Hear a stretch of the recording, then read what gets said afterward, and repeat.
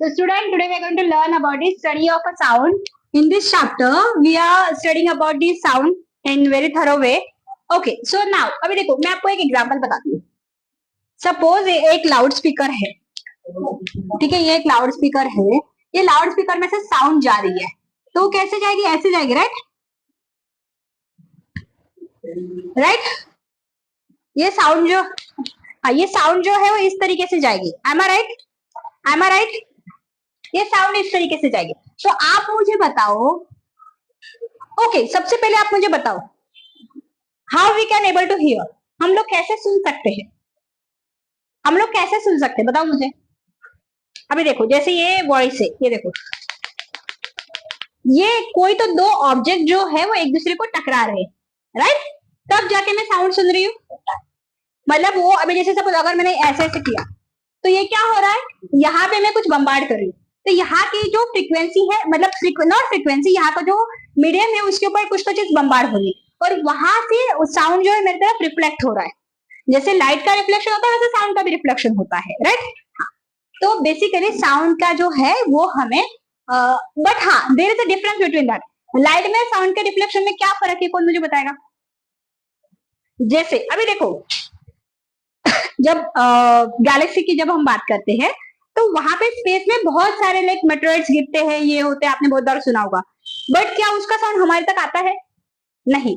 But जो सन के जो रेज होते हैं वो हमारी तरफ आते हैं, अर्थ के ऊपर आते हैं, right? That's why we are getting light.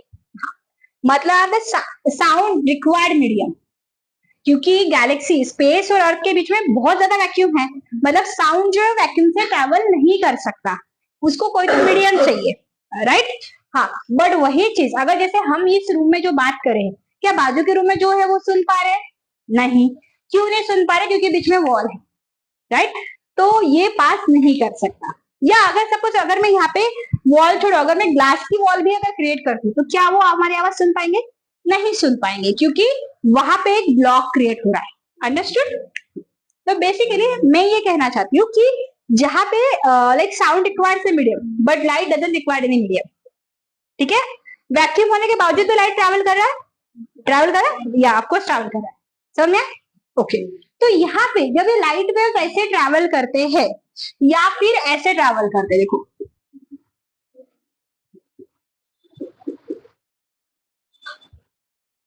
Like this, ठीक है?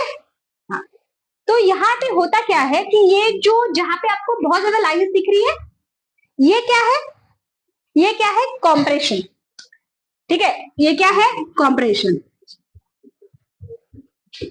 और जहां पे आपको बहुत कम दिख रही है वो क्या है? रेयरफैक्शन.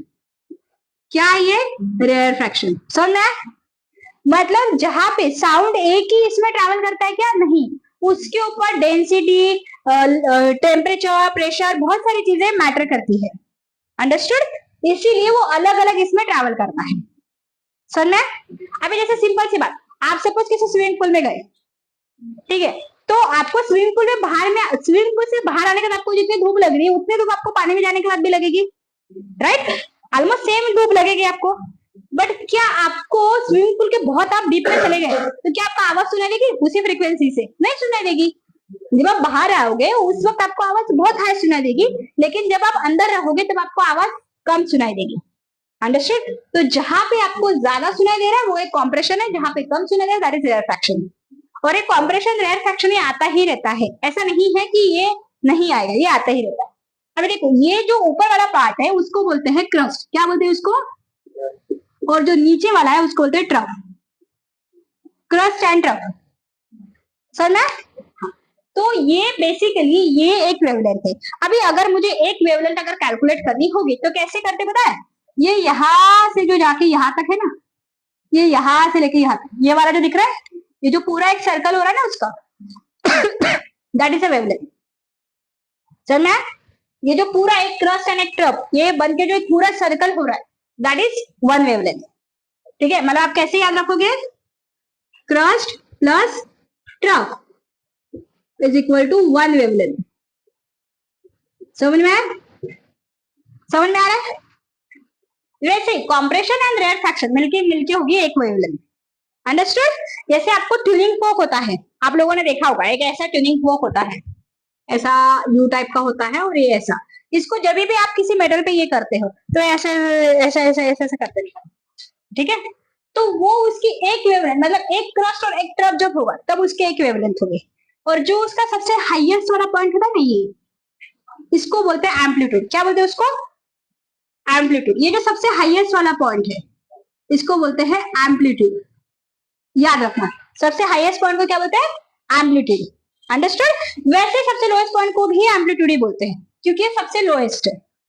सर मैं आपको ये समझ में आ रहा है? मतलब ये देखो, ये वाला जो है जो सबसे हाईएस्ट है, ये देखो, ये यहां से जो सबसे हाईएस्ट है वो हो गया एम्पलीट्यूड, और वहां से जो सबसे लोएस्ट है वो हो गया एम्पलीट्यूड। समझ? और ये एक क्रस्ट एक ट्रफ मिलके हो गया एक वेवलेंथ। ये वेवलेंथ किस में ये करते हैं? लैम्बडा। किस में करते हैं? लैम्बडा, ठीक है। और ये एम्पलीट्यूड किस में करते हैं? ए में। सिंपली, उसका कोई ये नहीं है। अभी इसकी फ्रीक्वेंसी मेजर करते हैं। साउंड है तो फ्रीक्वेंसी आएगी। हम फ्रीक्वेंसी किस में करते हैं? हाँ, हर्ट्ज में। बट जब हम ऑडिबल फ्रीक्वेंसी की बात करते हैं तो किस में होती है? वो डेसिबल में होती है। डेसिबल, ठीक है। ओके, तो ये जो फ्रीक्वेंसी है, ये जो फ्रीक्वेंसी है, ये जो है ये एफ में ही ये करते हैं या फिर ऐसे म्यू में करते हैं। क्या बोलते हैं उसको? म्यू। ये म्यू में ये करते हैं। और ये हमेशा क्या होती है? ये लैम्डा के अपोजिट होती है, टाइम के अपोजिट होती है, मतलब इनवर्स होती है। ये 1 ऐसे लिखते हैं, ठीक है। समझ में आ रहा है? हाँ। अभी जैसे कि हमने इसको ये किया, अभी देखो इसमें हमें हाँ, अभी इसकी वेलोसिटी भी होती है क्योंकि ट्रैवल करिए एक जगह से दूसरी जगह पे। जैसे लाइट की वेलोसिटी होती है वैसे इसकी भी वेलोसिटी होती है। तो वेलोसिटी हम किस में मेजर करेंगे? क्या कोई मुझे बता सकता है? हाँ, साउंड की वेलोसिटी। साउंड की वेलोसिटी हम कैसे करेंगे? हम नॉर्मल वेलोसिटी कैसे करते हैं? कैसे करते हैं? Displacement upon time, right? Displacement upon time. तो ये डिस्प्लेसमेंट अपॉन टाइम, तो यहाँ पे भी उसका डिस्प्लेसमेंट हो रहा है कि नहीं हो रहा है? साउंड जा रहा है कि नहीं जा रहा है? जा रहा है। हाँ, तो इसमें हम लोग क्या करेंगे? सिंपली कि distance covered by the sound. But ये क्या होगा? स्मॉल डिस्टेंस होगा। बहुत ज्यादा डिस्टेंस होगा कि नहीं, तो स्मॉल डिस्टेंस होगा। तो इसीलिए यहाँ पे भी क्या करते हैं? वेलोसिटी क्या करते हैं? Distance upon time. अंडरस्टूड? हाँ, नहीं, डिस्प्लेसमेंट भी होगा, राइट? हाँ, तो यहाँ पे हम लोग क्या करेंगे? इसमें डिस्प्लेसमेंट एंड डिस्टेंस में फर्क है। क्या फर्क है वो आपको पता है? क्या फर्क है डिस्टेंस और डिस्प्लेसमेंट में? डिस्टेंस इज ए, लाइक अगर जैसे सपोज ये यहाँ से ना, यहाँ से यहाँ तक जा रही है, वो डिस्टेंस। डिस्प्लेसमेंट शॉर्टेस्ट हो गया, shortest distance covered between, covered by the object. Short, जैसे सपोज आपके बुक में है वो कि ये मेरा घर है और ये मेरी स्कूल है, तो मैं यहाँ से यहाँ पे जा रही हूँ, हाँ, बट मैं यहाँ से ऐसे घूम के ऐसे घूम के इधर जा रही हूँ, ठीक है। हाँ, जो शॉर्टेज है दैट इज डिस्प्लेसमेंट, जो लॉन्गेस्ट है दैट इज डिस्टेंस। चलना है? Okay, and displacement is always having the direction, मतलब that is a vector quantity, it requires a direction as well as magnitude, but distance is a scalar quantity. अभी आप लोग मुझे बताओ, अगर मैंने बोला कि मैंने 60 किलोमीटर डिस्टेंस ट्रैवल किया, तो आप मुझे पूछोगे कि मैम आप ईस्ट में गए थे, वेस्ट में गए थे कि नॉर्थ में गए थे कि साउथ में गए थे? नहीं, 60 किलोमीटर मतलब 60 किलोमीटर, राइट? That's it. समझ में आ रहा है? बस वही है। ओके, तो यहाँ पे भी हम लोग लिखेंगे डिस्टेंस अपॉन टाइम। ओके, तो बट यहाँ पे कैसे होगा ये? यहाँ पे v is equal to mu upon lambda. समझ में? अंडरस्टूड? और इसी को हम लोग कैसे लिखते हैं? जैसे मैंने लिखा है ना, wavelength is equal to 1 upon T. देखो, ये wavelength is equal to 1 upon T. सुनिए, time is, T is time. हाँ, ओके, सो यहाँ पे देखो, अभी ये जो है हर एक जगह पे अलग अलग है। जैसे मैंने आपको बोला ना कि जैसे साउंड जो है अलग अलग जगह पे ट्रैवल होगा तो उसकी फ्रीक्वेंसी चेंज हो जाएगी। सिंपल सी बात, जब गणपति में हमारे यहाँ पे डीजे बजता है, ठीक है, तो वो हमें बाहर ज्यादा सुनाई देगा, हम घर में चले जाएंगे कम सुना देगा। घर में हम डोर विंडोज पूरा क्लोज कर लेंगे तो और कम सुना देगा। समझ आ रहा है? सेम वैसा ही। अंडरस्टूड? सेम वैसा ही। ओके, तो ये हो गया। अभी देखो, ये कंसिडर किया जाता है कि 340 मीटर से लेकर 350 मीटर पर सेकंड होती है, ठीक है। हाँ, तो ये उसका लाइक मेजरमेंट है साउंड का, ठीक है। ओके, देन इसमें बहुत सारे जो चीजें हैं उसके ऊपर वर्क करते हैं, ठीक है। मतलब लाइक प्रेशर वर्क करता है, टेम्परेचर वर्क करता है, उसका वेवलेंथ मैटर करता है, आप कौन से मीडियम में हो वो भी मैटर करता है, ओके। हाँ, वो हम लोग आगे देखेंगे। अभी इसमें हमें क्या लिखना है, सबसे पहले ऑडिबल साउंड कितना होता है, इफ आई से ऑडिबल साउंड कितना होता है, क्या होती है उसकी फ्रीक्वेंसी ऑडिबल साउंड की, 20 हर्ट्ज टू 20,000 हर्ट्ज। क्या होती है 20 हर्ट्ज टू, हाँ मतलब normal human being can hear the sound between the 20 hertz to 20,000 hertz. वैसे तो बेसिकली इसका एक डेसिबल का रेंज होता है, ठीक है। अगर आपने कभी, अगर आप किसी ईएनटी के पास, मतलब जो ईयर नोज और थ्रोट का स्पेशलिस्ट है जिसको ईएनटी बोलते हैं, अगर आप उसके पास गए हो तो आपने देखा होगा एक चार्ट होता है उसके पास, ठीक है। उसमें क्या होता है ना कि वहां पे डेसिबल फ्रीक्वेंसी लिखी होती है, ठीक है। तो ये बेसिकली -10 डेसिबल से हम लोग सुन सकते हैं, -10 डेसिबल का भी हम सुन सकते हैं।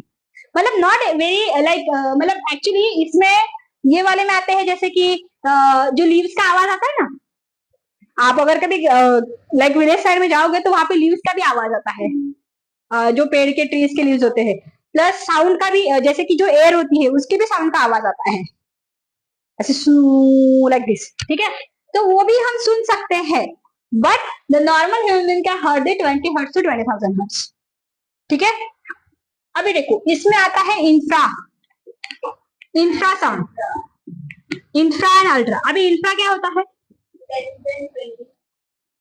राइट, ये लेस देन 20 हर्ट्ज होता है। क्या होता है ये, लेस देन 20 हर्ट्ज। तो ये क्या हो गया फिर अल्ट्रासाउंड,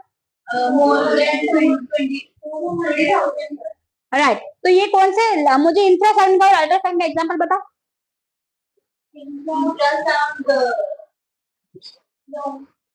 क्या होता है, हाँ राइट राइट, हम और क्या क्या होता है,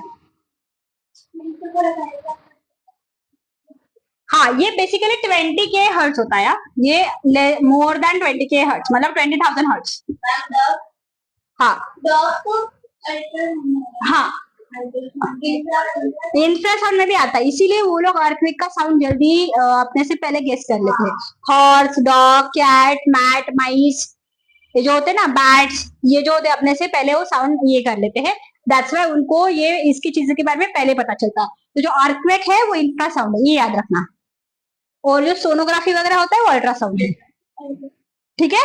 हाँ, तो ये चीजें याद रखना। हाँ, इंफ्रासाउंड जो है, नॉट इंफ्रो, दैट इज इंफ्रासाउंड। हाँ, इंफ्रासाउंड जो है वो डॉग्स, कैट्स, हॉर्स, मतलब बेसिकली ऑल द एनिमल्स वो ये कर सकते हैं। खास करके जो रेप्टाइल्स होते हैं, स्नेक वगैरह, वो उससे भी कम की फ्रीक्वेंसी ये कर लेते हैं। अगर आप देखोगे जो स्नेक होते हैं उनके आईज बहुत पुअर होते हैं, आईसाइट उनकी बहुत पुअर होती है, होती नहीं है, ठीक है। वो किससे ये करते हैं, हाँ उनके जो वाइब्रेशन होते हैं, जब हम चलते हैं उस पर जो वाइब्रेशन होते हैं, उस वाइब्रेशन से वो फील करते हैं कि समवन इज कमिंग या समवन इज गोइंग, समझ में। हाँ मतलब कितने डिस्टेंस से आ रहा है, मतलब उनके नजदीक आ रहा है कि उनसे दूर जा रहा है, समझा। उनकी आईसाइट होती है, ऐसा नहीं कि होती नहीं है, बट वो उतनी स्ट्रांग नहीं होती जैसे ईगल की होती ना, कि ईगल 1000 किलोमीटर से अबव से भी वो पहचान लेता है कि कहाँ पे, लाइक पानी के अंदर का भी देख लेता है वो। अगर वो पूरा मतलब माउंटेन के ऊपर रहेगा और वहां पे नदी में क्या है वो देख सकता है, बट स्नेक वगैरह उतना दूर का नहीं देख सकता है। तो किससे ये करते हैं, वाइब्रेशन से समझ में। उसको मतलब हमारे ब्रीथिंग का, हमारे चलने का भी उसको साउंड सुनाई देता है, सारे रेप्टाइल्स को। तो ये है इंफ्रासाउंड में। अल्ट्रासाउंड में क्या है, सोनोग्राफी, ऑल दैट, समझ में। ओके, तो इसका जो नेक्स्ट पार्ट है, जैसे कि सोनोग्राफी है, ये जो सारी चीजें हैं, that we will see in next video. Thank you so much for